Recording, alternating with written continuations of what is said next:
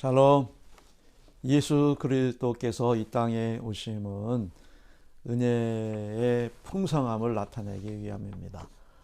예수 그리스도의 은혜의 나타남은 인류 구원의 희망이죠. 오늘은 자녀를 위한 기도의 8일차, 자녀가 진정한 예배자가 되게 하소서, 우리 함께 또 기도하는 시간 갖길 원합니다. 그러면 오늘의 찬송은 440장이고요. 찬송을 부르시네. 오늘의 말씀은 마태복음 1장 18절로 25절 말씀을 함께 봉독해 보도록 하겠습니다.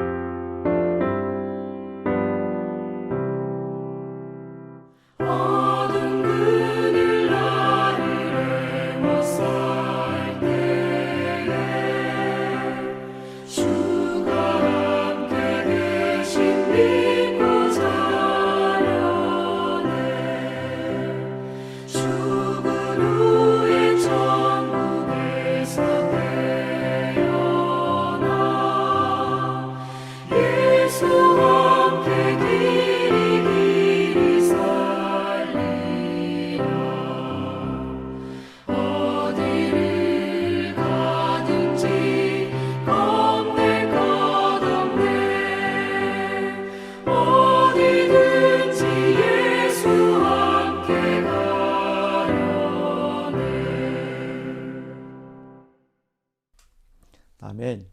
감사합니다. 예수 그리스도의 나심은 이러하니라.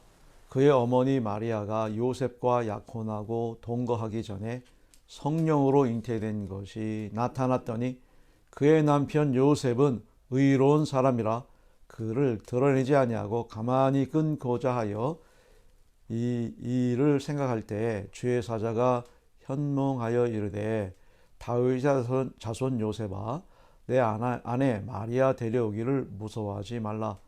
그에게 잉태된 자는 성령으로 된 것이라. 아들을 낳으리니 이름을 예수라 하라. 이는 그가 자기 백성을 그들의 죄에서 구원할 자이심이라 하니라. 이 모든 일이 된 것은 주께서 선지자로 하신 말씀을 이루려 하심이니 이르시되 보라, 처녀가 잉태하여 아들을 낳을 것이요 그의 이름은 임마누엘이라 하리라 하셨으니, 이를 번역한즉 하나님이 우리와 함께 계시다 함이라. 요셉이 잠에서 깨어 일어나 죄사자의 분부대로 행하여 그의 아내를 데려왔으나 아들을 낳기까지는 동침하지 아니하더니 나음의 이름을 예수라 하니라. 아멘. 너무도 억울하고 분하게 아버지와 형을 잃은 한 사람이 있었습니다. 그래서 이 사람은 아버지와 형의 억울한 죽음을 복수하기 위해서 다른 나라로 망명을 하게 되고요. 그 나라에 가서 큰 공을 세우게 됩니다. 그리고 그의 일념은 오직 복수였습니다. 아버지와 형의 원수를 갚는 일이었죠. 그러던 어느 날 한 사람이 또 망명에 왔습니다. 왕은 이 망명한 사람을 또한 대대적으로 환영하기 위해서 연회를 베풀었는데 이 연회에 참석한 사람들이 이 망명한 사람들의 얼굴을 가만히 들여다보면서 와, 이 사람은 살인할 사람이구나 라고 이렇게 서로 쉬쉬하면서 그를 경계하게 되었습니다. 하지만 아버지와 형을 잃은 이 사람은 이 사람의 사연을 들어보니 뒤늦게 망명한 사람 또한 가족을 잃고 너무나 망연자실한 상태에서 망명해 왔던 이 사실을 알게 되고 이제 동정하게 되죠. 자기도 그런 심정으로 이 나라 와서 살게 됐고 또 이 사람 역시도 그런 심정으로 이 나라 이제 오게 된 것에 대해서 또 이해하게 되고 더 먼저 온 사람으로서 이 사람을 좀 돌봐주면서 아주 가깝게 이렇게 지냈다는 그런 얘기가 있습니다.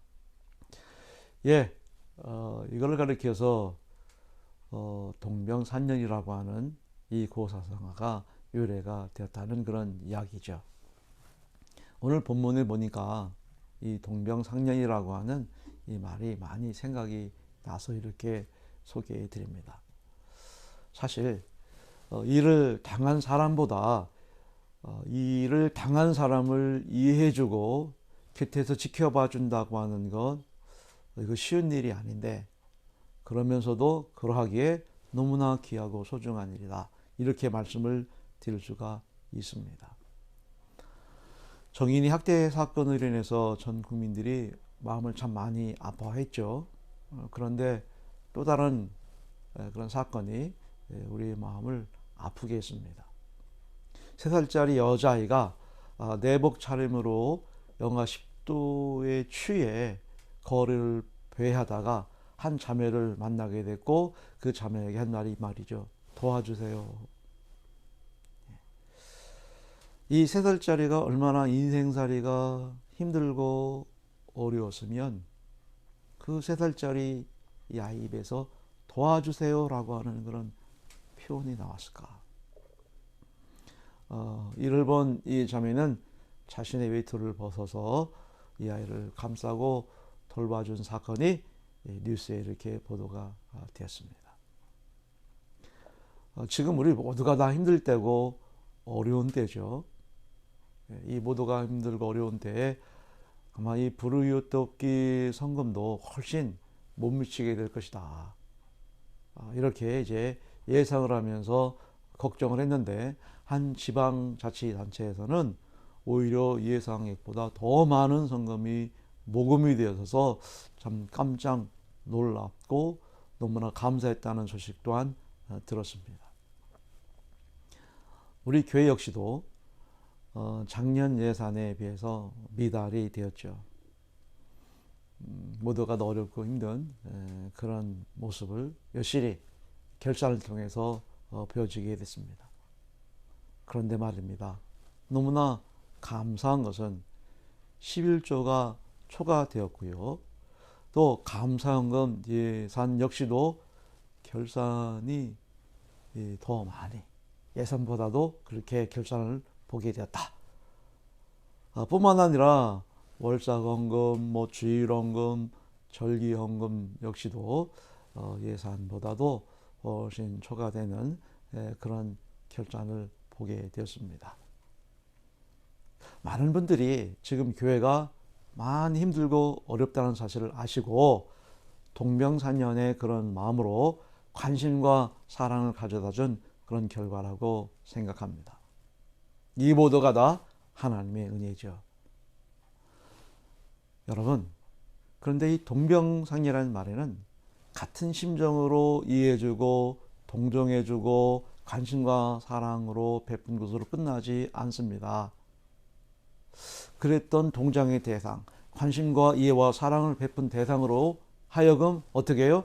죽임을 당한다는 그런 얘기입니다. 즉 오자서라고 하는 사람이 같은 심정으로 동정하고 이해해서 뒤늦게 망명한 이 백비라는 사람을 그렇게 이해해주고 도와주고 감싸줬는데, 이 백비라는 사람이 오히려 도와준 동정해준 그를 오자서를 죽이는 이런 이야기죠. 이 이야기가 바로 동병상련이라고 하는 그런 고사성어의 유래입니다. 오늘 예수님의 탄생의 배경에는 하나같이 모두가 다 훌륭하고 귀한 분들이죠. 우리가 잘 아시다시피. 그러나 그 중에서도 요셉이라고 하는 분은 우리는 정말 다시 한번 깊이 생각해 보지 않을 수가 없습니다. 사실 마리아는 일을 당한 분입니다. 일을 당한 분으로서 또 이 마리아가 정말 믿음으로 은혜로 잘 처사를 잘 했죠. 참 훌륭하신 분입니다. 그러나 그를 옆에서 지켜보는 이 정혼한 요셉은 그런 마리아를 사실은 이해하기 힘든 상황이죠. 직접 자기가 겪은 일이라기보다는 한치 건너 두치라고 옆에서 이렇게 지켜본다고 하는 것이 사실 이거 쉬운 일이 지금 아닙니다. 만약에 내가 요셉의 입장이었다고 한다면 아마 저는 마리아를 아내로 맞이하지 않았을 것이다. 이런 생각이 듭니다. 이것은 단순히 이해하고 용서하고 그냥 적당히 넘어갈 그런 차원의 일이 아니지 않습니까? 그렇게 얌전했고 정말 순전했고 믿음이 좋았던, 그래서 결혼하려고 했던 여자친구가 임신을 덜컥 하고 말았다 이거예요. 나와 전혀 상관없이 이런 일이 발생했다 이 말입니다. 그런 요셉을 성경은 단 한마디로 말합니다. 이것도 놀라운 얘기예요. 굳이 성경이 여기에 대한 어떤 변명을 담고 있지 않아요. 이해시키려고 요셉을 잘 설득하려고 노력하지도 않습니다. 딱 한 줄로 이렇게 말합니다. 그의 남편 요셉은 의로운 사람이었더라. 그의 남편 요셉은 의로운 사람이라고 그렇게 한마디만 딱 하고 있어요. 참 충격적이고 놀라운 얘기입니다. 변명, 이해, 설득 필요 없어요. 의로운 사람이다. 여기에 모든 것이 달려 있습니다. 오늘 저 여러분 또한 모두가 다 의로운 사람이다 라고 하는 한마디, 이 한마디가 모든 것을 말해주는 그런 결과가 되어야 할 줄 믿습니다. 그리고는 이 의로운 사람의 행동을 말하고 있는데 그 행동은 더 놀라운 사실을 얘기해 주고 있습니다. 어떻게 말씀하고 있습니까? 덜어내지 아니하고 가만히 끊고자 하여. 드러내지 아니하고 가만히 끊고자 하여. 이 말씀을 탁 읽는 순간에 뭔가 무너져 내리는 듯한 그런 느낌을 받았어요. 여러분, 이 19절을 우리말 성경으로 읽어보면 이렇게 기록되어 있습니다. 마리아 남편 요셉은 의로운 사람이었습니다. 그는 마리아가 사람들 앞에 수치를 당하게 될까봐 남모르게 파혼하려 했습니다. 바로 이 점입니다. 이 뉘앙스 속에, 이 말씀의 의미 속에 의로움이라고 하는 것이 여러분 제가 표현하지 못하고 설명하지 못할 엄청난 충격적인 그런 내용들이 듬뿍 가득 담겨 있지 않습니까? 오늘 같은 이런 시대에 정말 의로운 사람들이 절실합니다. 의로운 사람들이 필요합니다. 우리 성은교회 성도 여러분 모두는 이 영상을 통하여, 이 예배를 통하여, 이 큐티 말씀을 통하여, 이 본문을 통하여 모두가 다 의로운 반열에 속하는, 그래서 뭐 굳이 여러 얘기하지 않아도 보니 넌 의로운 사람이었다 라고 하는 인정이 되는, 칭찬이 되는 그런 존귀한 삶이 우리의 삶이 할 줄 믿습니다. 그렇습니다. 바로 이런 사람이 남자입니다. 바로 이런 사람이 남편입니다. 바로 이런 사람이 아버지입니다. 바로 이런 사람이 믿음의 사람입니다. 바로 이런 사람이 희생의 사람입니다. 바로 이런 사람이 헌신의 사람입니다. 바로 이런 사람이 의로운 사람인 줄 믿습니다. 따라서 단 한마디로 요셉의 영적 의리 때문에 예수께서 탄생하셨다 라고 우리는 단정지어 말씀을 드릴 수 있는 것이죠. 오늘 저는 유독 이 요셉이라고 하는 분을 다시 한번 생각해 보면서 큰 박수를 보내드립니다. 그리고 나도 요셉 같은 남자, 요셉 같은 남자친구, 요셉 같은 남편, 요셉 같은 아버지, 요셉 같은 믿음, 요셉 같은 희생, 헌신, 요셉과도 같은 의로움으로 어떤 경우, 어떤 형편, 어떤 상황을 만난다 할지라도 죽음을 각오하고 그렇게 사랑하고 이해하고 관용하고 베풀고 꾸어주고 나눠주면서 살아야 되겠다라고 하는 다짐을 또한 해보는 이 거룩한 아침입니다. 샬롬. 오늘도 여러분 행복하시고 승리하시길 바랍니다. 감사합니다.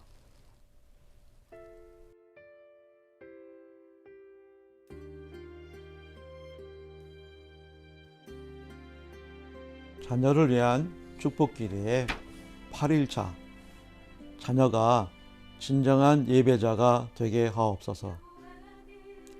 하나님 아버지, 우리 자녀가 진정한 예배자가 되게 주시옵소서. 먼저 예배에 소홀히 했던 저의 삶을 돌아보며 잘못을 회개하오니 용서해 주옵소서. 예배에 성공하지 못한 자녀가 결코 성공하는 삶을 살 수 없다는 것을 깨닫게 하시니 감사합니다. 예배보다 자녀의 잡다한 일정이 먼저가 되지 않게 하옵소서. 예배보다 여행이 먼저가 되지 않게 하옵소서. 예배보다 자녀의 친구가 먼저가 되지 않게 하옵소서.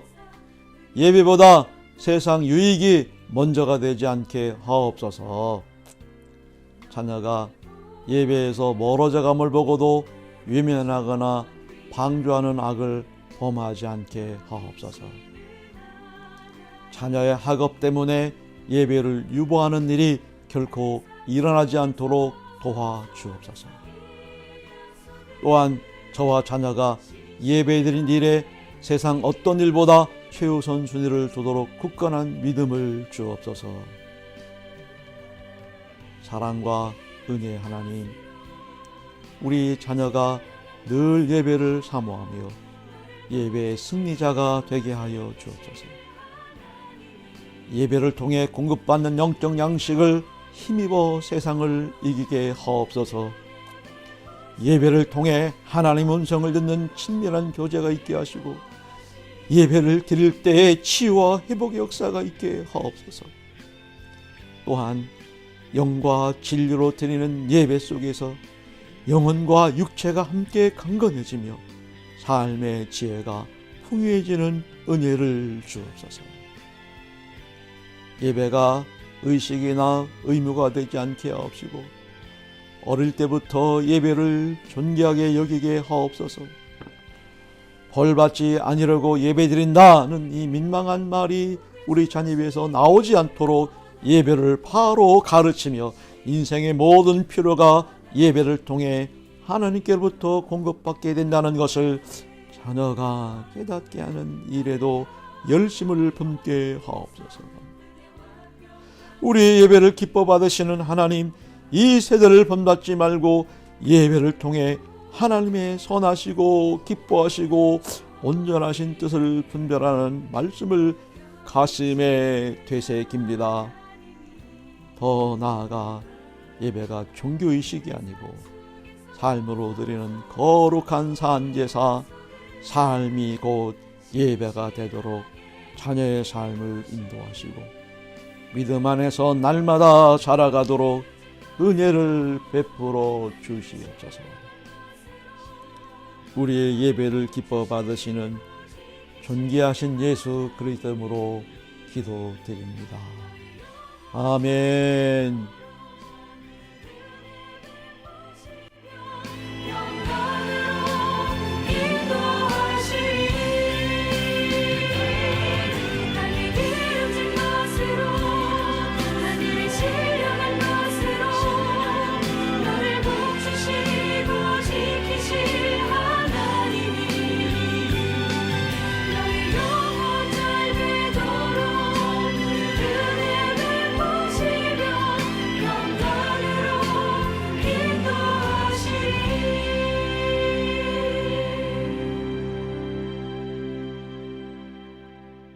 여호와는 너에게 복을 주시기를 원하며 너를 지키시기를 원하시며